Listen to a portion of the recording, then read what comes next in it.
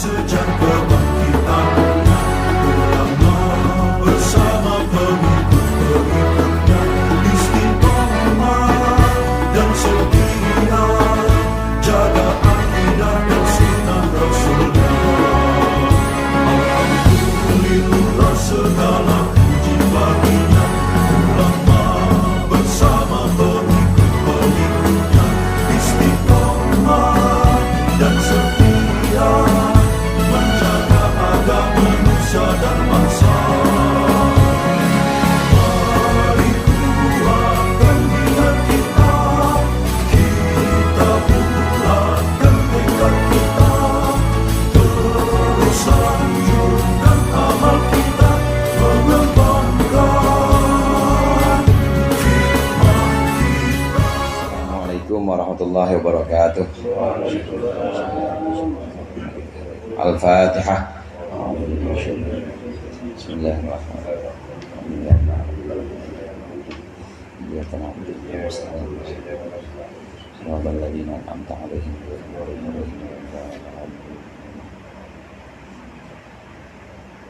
Alhamdulillah, alhamdulillahil jalali wal ikram ala ma akmalahu min dinil Islam.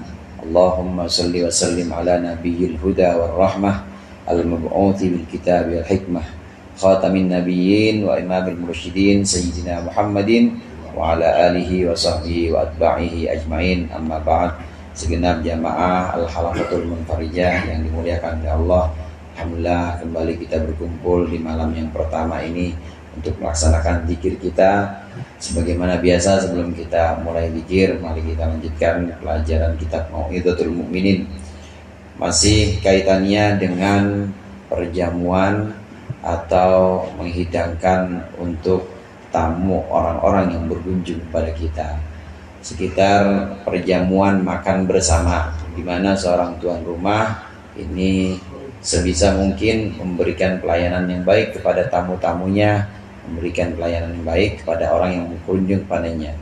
Tamu juga harus tahu diri, tamunya juga harus punya adab, jangan kira-kira menyulitkan tuan rumahnya. Singkatnya, di antara tamu maupun tuan rumah ini harus ada saling pengertian. Pembahasan-pembahasan berikutnya nanti ada masalah-masalah, ada persoalan-persoalan yang pada masa Rasulullah SAW ini tidak pernah ada. Di antaranya yang disebut sebagai asyaba atau kenyang. Rasulullah SAW itu nggak pernah makan sampai kenyang. Nah, bagaimana masa-masa atau bagaimana generasi-generasi setelah Rasulullah? Maka kenyang di sini termasuk sesuatu yang sifatnya diperbolehkan dan juga bukan cuma bid'ah. Ini diantara pembahasan-pembahasan makanan. Jadi jangan ragu-ragu Bang Anggi, kalau emang masih lapar nambah aja. Enggak. Kalau pengen ngikutin Rasulullah, ya pengen ngikutin Rasulullah, tidak makan sebelum lapar dan berhenti sebelum kenyang. Itu kalau pengen ngikutin Rasulullah. Tapi kalau kita ingin bersenang-senang dengan makanan kita dan juga dengan tamu-tamu kita, boleh. Tidak termasuk sesuatu yang bid'ah. Pengen layanin tamu kita, ya beliin durian, beliin aja. Ini nggak ada istilah berlebihan, itu tidak ada. Beberapa masalah yang akan dibaca di sini, maka berkata musannif, qala al-musannifu rahimahullah wa nafa'ana bihi wa bi ulumihi wa bi barakatihi fid dharain amin. Masailu ini adalah beberapa masalah. Al-ula raf'ut ta'ami 'alal ma'idati fihi tasyirul akli. Yang pertama, mengangkat makanan di atas perhidangan. Dalam mengangkat makanan ini taysirunil akli, ada mempermudah untuk makan. Fala karahata fihi, maka tidak makruh. Bal huwa mubahun, bahkan itu mubah. Malam yantahi ilal kibri wa ta'azumi, selagi tidak berhenti kepada ketakabburan atau kesombongan dan keagungan. Wa ma yuqalu innahu bid'atun, dan satu pendapat yang dikatakan bahwasannya mengangkat makanan itu bid'ah, fa jawabuhu annahu laisa kullu ma abda'a atau ma ubdiya manihan. Jawabannya adalah bahwa tidak setiap sesuatu yang baru itu dilarang. Balil manhiyu bid'atun tudaddu sunnatan tabitatan.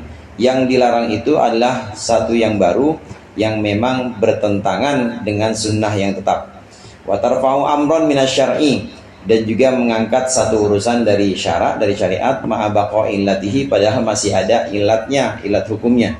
Walaysa fil ma'idati illa raf'ut ta'am, dan tidak ada dalam makanan atau dalam perhidangan jamuan illa raf'ut ta'ami, kecuali mengangkat makanan anil ardi, dari tanah atau dari lantai, litaysiril akli, untuk mempermudah makan, wa nahwihi, dan semisalnya, mimma la karahata fihi, dari sesuatu yang tidak ada kemakruhan dalamnya. Rasulullah SAW memang makannya, hadirin, nggak pernah di atas meja, nggak pernah Rasulullah makan di atas meja. Ya diampar aja begitu, lesehan itu perhidangannya, tidak pakai istilahnya khoan itu meja makan. Dan juga tidak seperti kita misalnya makan dengan kursi, enggak, udah ngampar aja, lesehan itu Rasulullah. Nah, bagaimana kalau kita makan pakai meja makan kemudian pakai kursi? Nah, sebelum masuk ke pembahasan itu, ada yang lebih dekat lagi, masih tetap kita lesehan, tapi bagaimana caranya makan kita tidak mengikuti Rasulullah? Bagaimana hukumnya makan kita tidak mengikuti Rasulullah? Kalau mengikuti Rasulullah, piringnya ditaruh, saudara, piringnya ditaruh, nggak boleh diangkat, jadi nggak boleh makan begini. Bukannya nggak boleh, Rasulullah nggak makan begini. Jadi bagaimana? Piringnya tetap ada di bawah, piringnya tetap ada di lantai kalau ingin mengikuti Rasulullah. Permasalahan pertama di sini, bagaimana kalau kita makan kita angkat piringnya? Maka jawabannya tidak apa-apa. Fala karohata, tidak ada kemakruhan di situ. Ada orang-orang yang mengatakan bid'ah, katanya bid'ah. Jadi untuk mengangkat makanan aja dalam keadaan makan lesehan, mengangkat makanan aja itu bid'ah. Apalagi makan di McD, bid'ah banget itu. Apalagi jangankan di McD, makan di warteg Bahari itu juga bid'ah. Kenapa? Orang pakai meja, nggak lesehan. Nah, kalau ingin mengikuti pendapat ini, tapi jawabannya tidak semua yang baru, tidak semua yang baru tidak pernah dilakukan oleh Rasulullah itu dilarang, tidak. Sesuatu yang disebut dengan bid'ah, bid'ah yang dilarang itu adalah bid'ah yang sifatnya menentang atau bertentangan dengan sunnah, bertentangan dengan hadis ajaran Rasulullah, dan ada ketetapan. Ada ketetapan. Contoh begini. Ada ketetapan larangan dari Rasulullah, sholat setelah asar. Sholat setelah asar tanpa sebab itu dilarang oleh Rasulullah. Kemudian ada orang habis sholat asar dia sholat lagi, ini namanya bid'ah. Ini bid'ah yang dilarang. Kenapa? Karena ada larangan yang memang tetap dari Rasulullah. Ada larangan yang memang dari Rasulullah, disampaikan tidak ada sholat setelah asar, setelah subuh sudah tidak ada sholat. Itu ada hadisnya, sunnahnya seperti itu. Kalau orang kemudian dia sholat setelah asar tanpa sebab, maka ini namanya bid'ah yang dilarang. Dia bikin hal-hal yang baru yang memang bertentangan dengan sunnah atau hadis, di mana Rasulullah menetapkan larangan itu. Kalau tidak ada larangan dari Rasulullah, kita buat yang baru-baru boleh, itu bukan suatu bid'ah yang dilarang. Contohnya tadi, mengangkat makanan, makan lesehan, mengangkat makanan, ini Rasulullah tidak pernah mengeluarkan larangan mengangkat. Berarti bagaimana? Boleh, bukan suatu bid'ah yang sifatnya dilarang. Jadi bid'ah ini tidak bisa kita gebiah uyah, tidak bisa kita generalisir bahwa semua yang baru itu bid'ah. Enggak. Memang dari beberapa potongan hadis yang sering saya baca itu, inna ahsanal hadithi kitabullah wa khairul hadi Muhammadin wa syarrul umuri muhdatsatuha wa kullu muhdatsatin bid'ah. Emang di situ pakai kata kul itu artinya seluruh, saudara. Seluruh kullu muhdatsatin bid'ah, semua yang baru itu bid'ah. Semua bid'ah itu sesat. Semua sesat tempatnya di neraka. Itu hadis. Nah, kata kul di sini tidak berarti seluruhnya. Kata kul dalam bahasa Arab ini tidak berarti memasukkan seluruh perkara. Tidak. Karena banyak penggunaan kata kul dalam Al-Qur'an aja yang tidak memasukkan ke seluruh perkara, seperti kullu nafsin dha'iqatul maut, setiap yang hidup itu mati. Saya tanya sama saudara, Allah hidup nggak? Allah hidup nggak? Hidup. Mati nggak Allah? Enggak. Berarti school di sini kadang-kadang memang mengecualikan. Begitu juga ada di itu. Ya'khudhu kulla safinatin ghasba. Itu cerita tentang Nabi Khidir naik perahu. Nah kemudian dibolongin perahunya. Kata Nabi Khidir ketika ditanya oleh Nabi Musa, ngapain ini? Wahai Khidir, ini perahu cakep-cakep, kenapa dibolongin?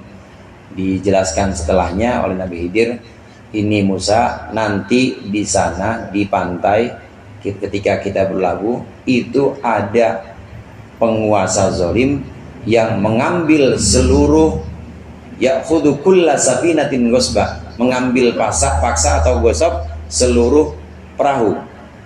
Padahal nggak seluruh perahu, yang diambil yang cakep-cakep doang, saudara. Kenapa? Ya kita bisa mafhumnya, kita bisa lihat dari ini dirusak atau dibolongin oleh Nabi Khidir, tujuannya supaya nggak kelihatan cakep. Karena kalau udah bolong-bolong nggak bakal diambil. Berarti kata kul di situ walaupun artinya seluruh, mengambil seluruh perahu dengan paksa, itu artinya tetap ada pengecualian.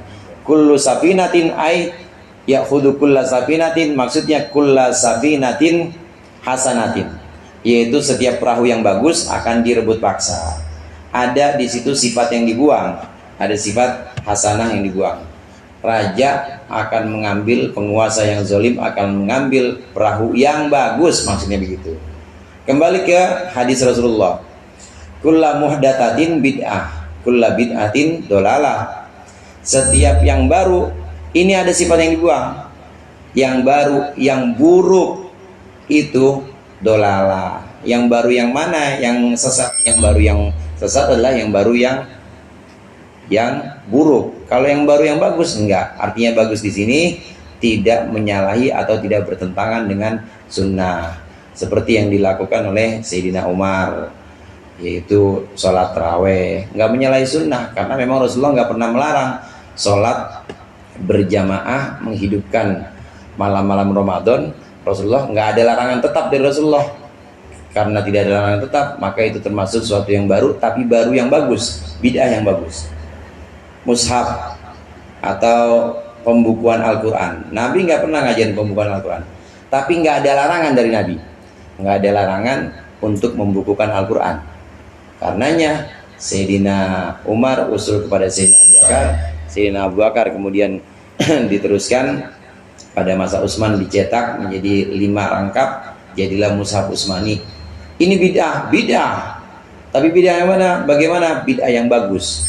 Maka kalau bid'ah yang bagus itu tidak apa-apa, bukan kesesatan. Jadi nggak bisa semua yang kita anggap baru itu disebut dengan bid'ah yang sesat, enggak. Banyak bid'ah-bid'ah yang memang diperbolehkan, bahkan wajib, seperti buat mushaf wajib, itu bid'ah yang wajib.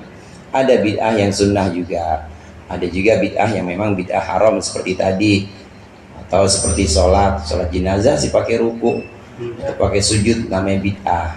Ini orang yang meninggal dosanya banyak, makanya pakai sujud saja dah. Nah, namanya bid'ah, itu bid'ah yang sesat dan gitu, karena ada larangan.